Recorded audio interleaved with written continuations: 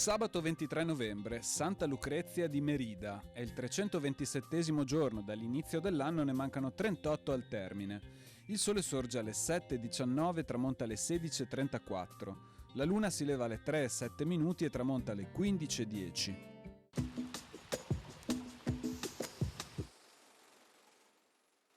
Il Consiglio dei 10 raccomanda a Giovanni Zane e ad Alessandro Zorzi, incaricati di riordinare l'Archivio di Stato, di reperire i documenti che comprovino il diritto della Repubblica di poter giudicare gli ecclesiastici nel caso di reati punibili penalmente.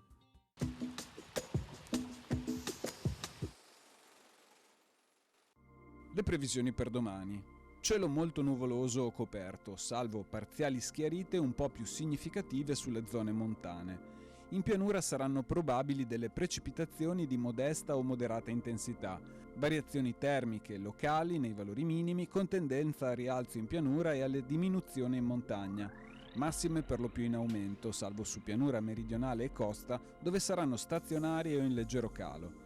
In pianura venti moderati tesi orientali in attenuazione dal pomeriggio.